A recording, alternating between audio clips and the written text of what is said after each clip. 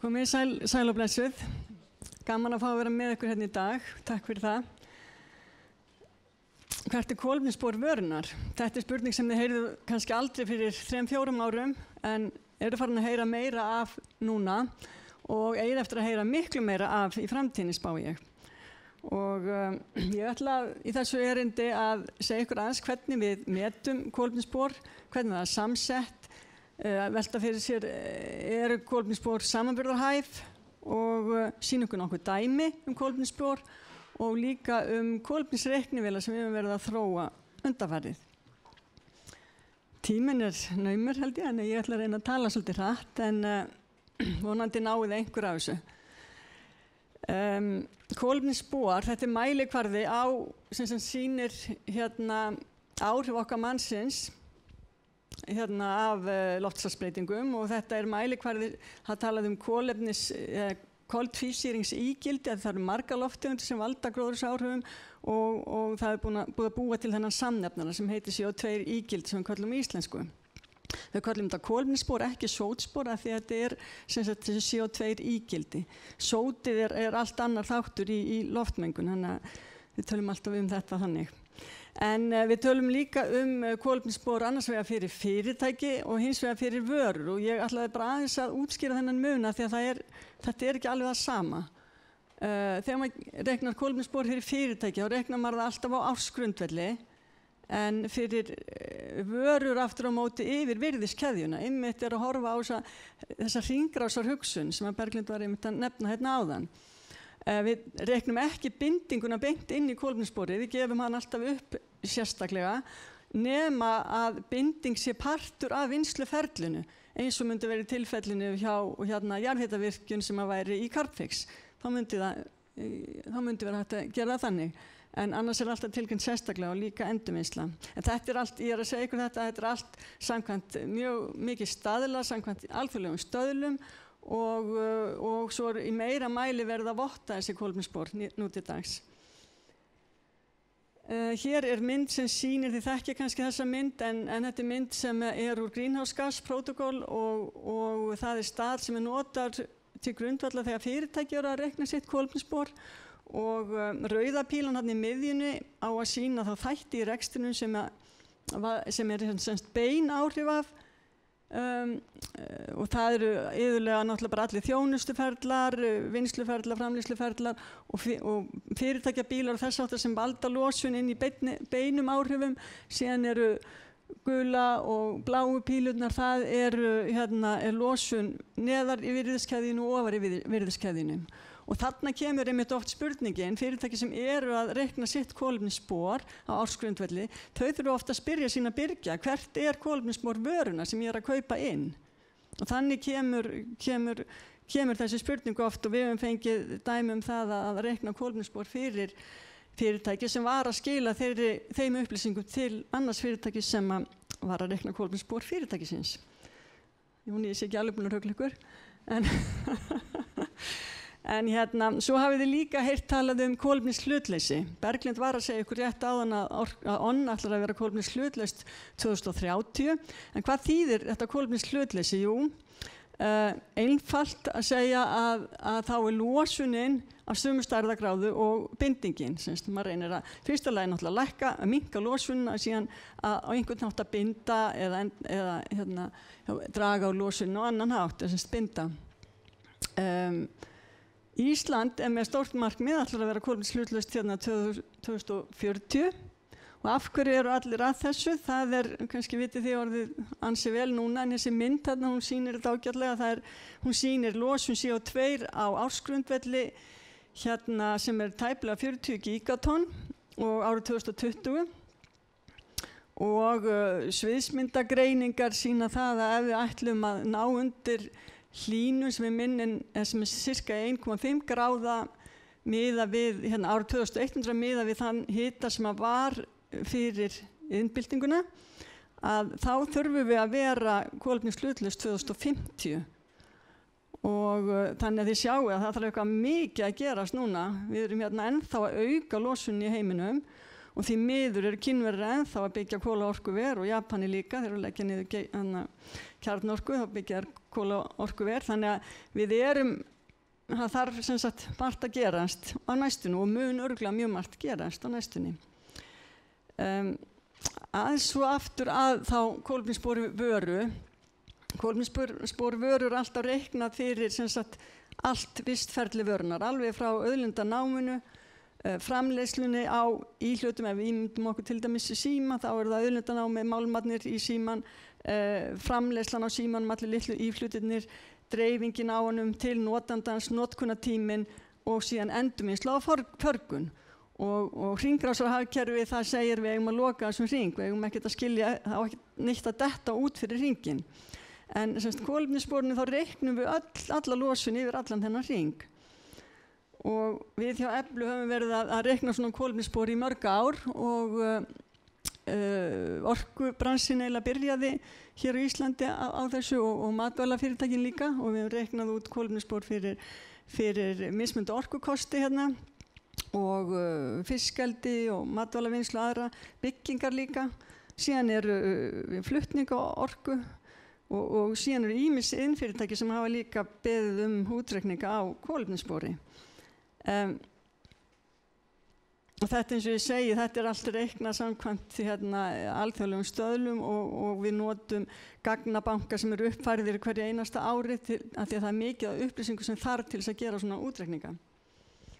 Þessi glæra, hún sýnir ykkur svona eiginlega aðalatriði sem Einar var að segja okkur hérna áðan að endurnýjanlegu orkugjafarnir hérna sem eru hérna hægra megin á myndinni, allir þessi lágu súlur, þetta semst kolefnisspor mismunandi orkugjafa og þið sjáið að allir endurnýjanlegu orkugjafarnir eru undir 50 grömmum CO2 á kílóvattstund.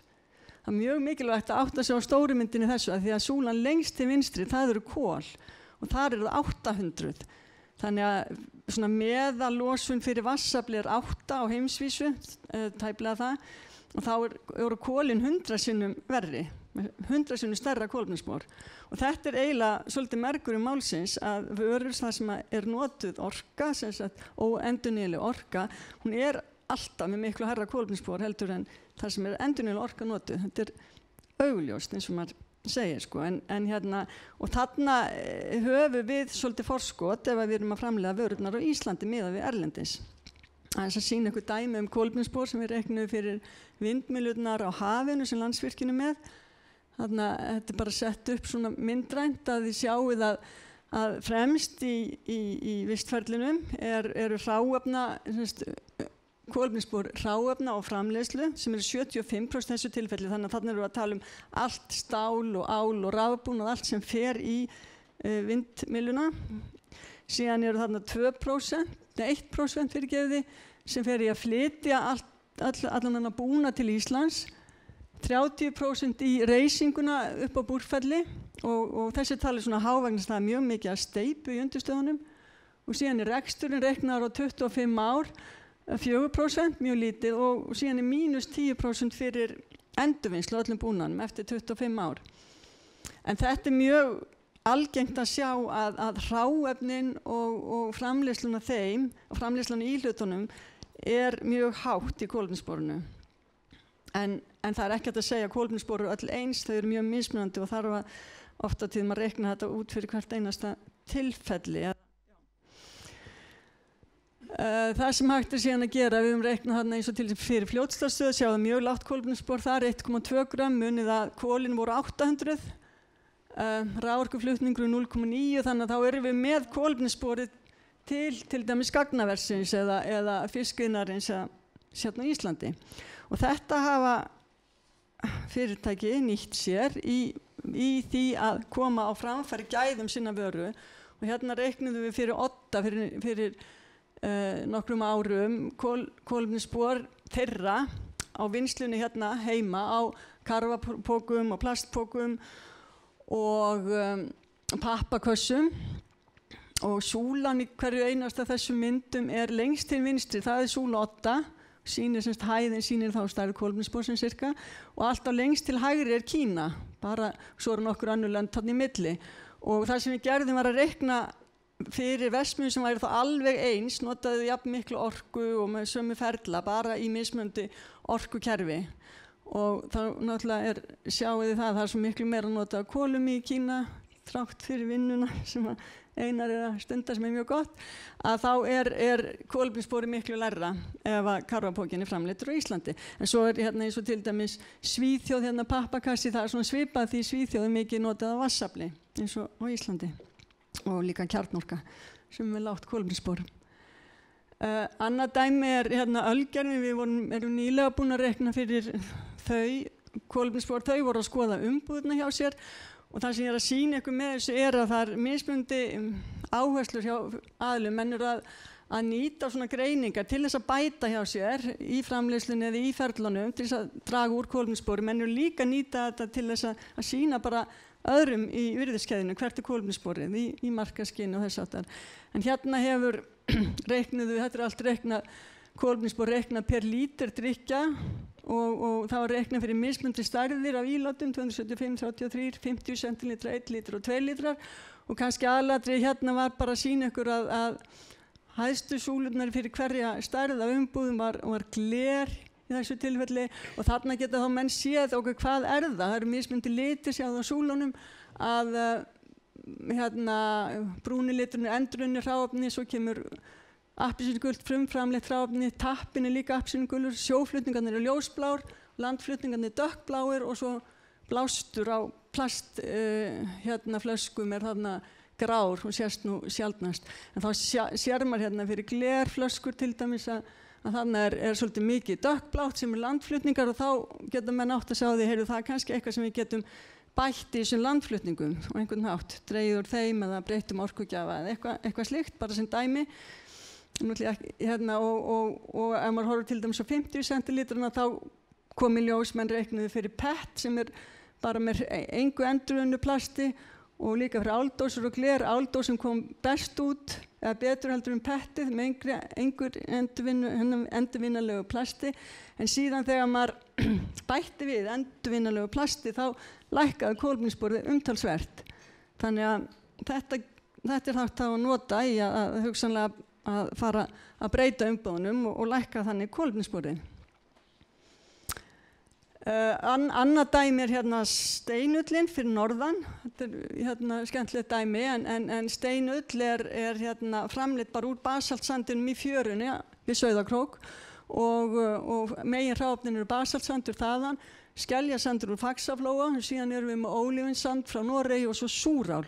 Svo bætum við bindiefnum og allt þetta hitað upp í rafmagnsofni og það munurinn að steinullin í samkeppni við erlenda steinull sem framleidd mjög oft þá með kolum eða svona óendurnýjanlegum orkugjöfum og þarna gat þetta fyrirtæki skoðað kolefnissporvörurnar til þess að minnka kolefnissporið og við fengum miklu meiri sundurgreiningu sem ég ekki að sýna ykkur.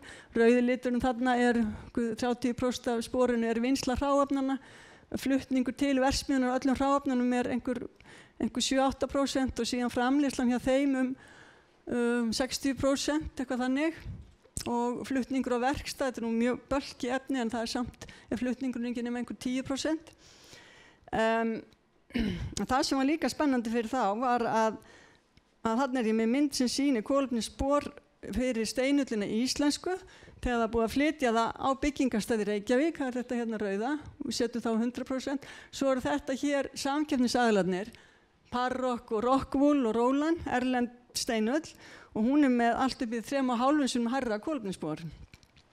Og erlendis það orðið þannig að menn farin að gefa út svokallar umhverfisyfirlýsingar sem vottaðar, kallað Environmental Product Declaration og steinull gerði það líka bara til þess að vera samkeppnisfær erlendis. Það ekkert nóg að segja bara þetta svona, þetta var fínt hjá mér, þú þarft að sanna það og þetta var heilmikið vottunarferli sem við gerðum, við sem sagt gerðum vistfélagsgreiningu fyrir þessa steinull, reiknum þetta allt út í bak og fyrir og fylgja svona töflur með, við reiknum út miklu fleiri umhverfisáhrif heldur en bara gróðurhúsaáhrifin og hér má sjá alveg umhverfisáhrifin fyrir mismunandi flokka yfir allt vistferlið, yfir alla fasana í vistferlinu.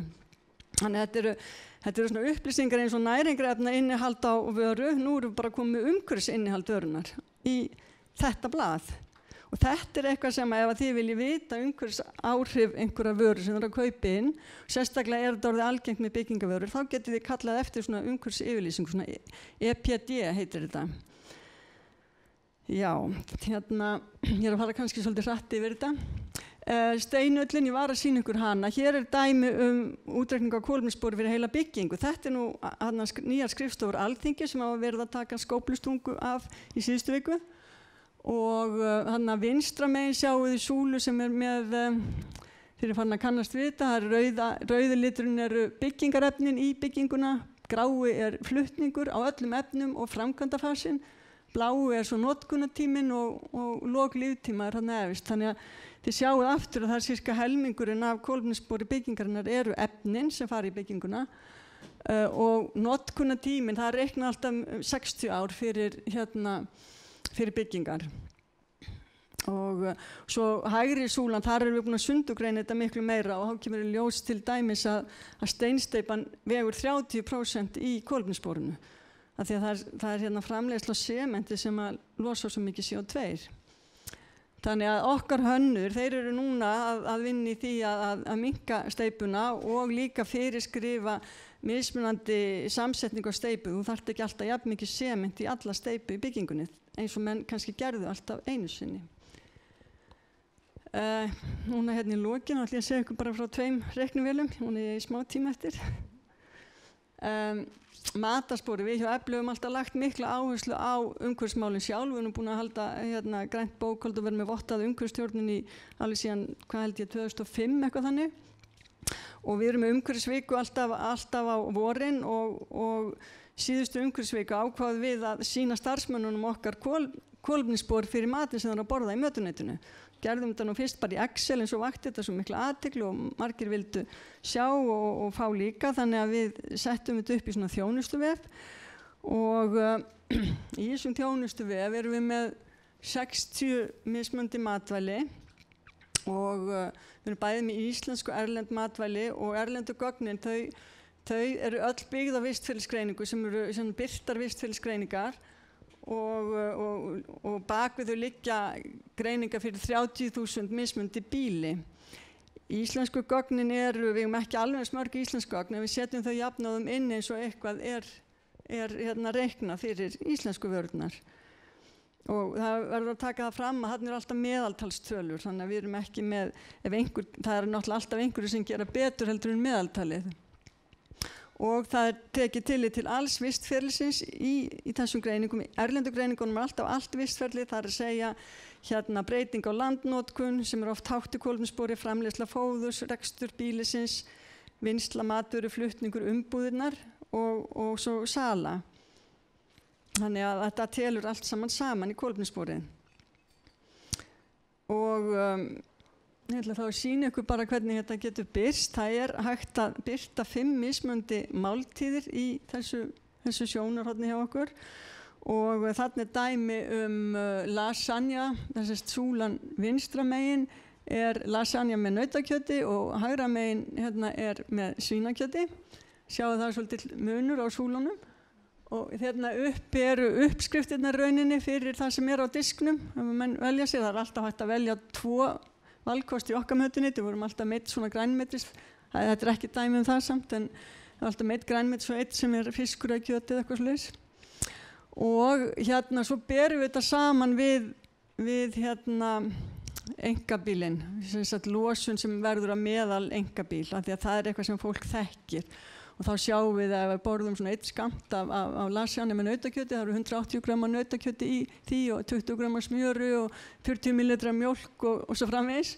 Hérna í súlinu vinstra megin, þá það samsvarandi, ef við borðum 1 þannig disk, þá það samsvarandi 42 kílómetrum í akstri á meðal fjölskyldubíl. Og þetta eitthvað sem að hrærir svolítið upp í fólki. Nú, ef ég bara skipti þá yfir í að við erum með kannski einhvern annan rétt sem með læra, ef ég skipti þarna milli, þá get ég bara keyrt aðeins meira eða þannig að ég segi svona, þetta skapa alveg svakalar umræður og okkar fólk sagði bara við höfum aldrei heyrt talað kolefnisspor fyrir núna og núna bara ekki talað manna í fyrirtækinu heldur kolefnissporið og svo framvegis. Þannig að hugsunin hjá okkur var svolítið rauninni bara að vekja fólk til umhugsunar og fólk getur bara tekið upplýsta ákvörðun sjálft, það er ekkert verið að ýta neina fólki heldur, þetta er í rauninni upplýsingamiðlun og sem fær svolítið fólk til þess að hugsa. Og við tökum líka með flutninga til og frá landsins, þannig að hjá okkur er þá kokkurinn sem að slær þessu öllu inn og hann segir hvaðan koma vörurnar frá, við getum þá slegið inn heimsálfin, þetta er auðvitað nálgun, kemur þetta frá Suður-Ameríku eða Afríku eða Evrópu eða Norðurlöndunum og maður velur hvort það kemur sjóflutningi eða flugi, alltaf miklu hærra kolefnisspor með flugin heldur en sjóflutningnum, þannig að allt er þetta sett þarna inn. Og ég vildi sýna ykkur hérna bara dæmi áhrif flutningana að þarna erum við með 2 rétti, nautakjöt og bernes heita þeir báðir og súlan vinstra megin ef þetta væri allt íslenskt og hægra megin ef þetta væri allt erlendar vörur og þarna sjáum það því að nú er af þessum skammti, það eru 180 grama nautakjöt í þessari máltíð, samsvarar það 47 og 49 kílómetrum að því að þannig að þessu tilfelli flutningarnir eru þeir ekki stór þáttur í heildarsamhenginu. En hérna, hér eru salatskálar 2, önnur er alíslensk og hinn gáum okkur það og hinn var það alerlend og þar sjáðu bara hérna kílómetra, þetta er bara 1 og 2 kílómetra og við erum með þarna einhver 120 grömm af salati, 80 grömm af rótagrænmeti, gúrku 100 grömm, lauku 50 grömm og annað grænmeti 100 grömm. Þetta er alveg svona svolítið af grömmum í þessum rétti en lítið kolefnisspor en þarna er þetta hlutfallslega vegur flutningurinn meira. En hann er samt einhver samsvarar svona 1 kílómetr. En ég ætla að taka það fram, svona disclaimer að þetta er auðvitað bara kolefnissporið, það er auðvitað margt annað sem telur inn í þegar maður er að horfa á umhverfismál og matvæli, þannig að hérna hvað er notað eiturefnum og sýklavörnum og alls konar annað, þannig að hér vorum við nú bara að vinna með þetta kolefnisspor.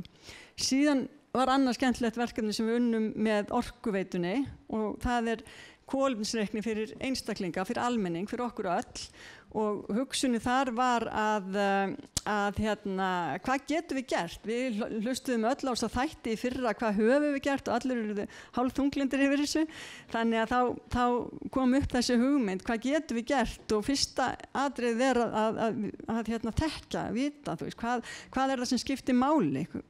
Það er ekki allt sem skiptir jafn miklu máli. Þannig að þessi reiknivél, hún maður getur reiknað sitt eigið kolefnisspor, neysludrifið kolefnisspor og meðal Íslendingurinn er með 12 tonn á ári, ársgrundvelli og það sem að mitt kolefnisspor er sirka svona 7,68 og get gert ennþá betur þó ég hérna það sem, já ég ætla að segja ykkur þetta skiptist í svona 4 flokka, það eru ferðir, sem sagt allur flutningur okkar. Þetta er bara fyrir einstaklingin sem ekki fyrirtæki og það er maturinn sem við borðum og húsnæði og neysla. Þetta er venjulega þeir þættir sem skipta mestu máli. Í erlendum reiknivélum er húsnæði náttúrulega alltaf miklu hærra.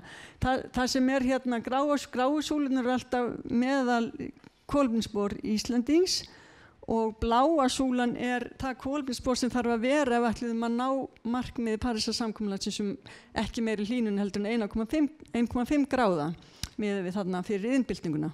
Árið 2100. Sem sagt, það kolefnisspor þyrfti að vera í dag 4 tonn en þið munið Íslendingar eru með 12 og ég 7,68. Þannig að hérna, og síðan er mitt kolefnisspor þetta rauða. Já, þannig að og það er hægt síðan að við settum síðan inn alls konar ábendingar. Maður getur smellt á súlurnar og lesið sér til hvað maður getur þá gert betur. Þannig að ég bara hveti ykkur til þess að fara inn á kolefnisreiknir.is og reikna fyrir ykkur sjálf og svona reyna að skilja betur hvernig þetta er allt saman samsett. En sem sagt almennt þá er maturinn 30%, ferðir, þetta skiptir svona mest á Íslandi, ferðir, matur og neysla, þessi cirka 1/3, eitthvað svoleiðis. En ég ætla ekki að hafa þetta lengra. Takk fyrir.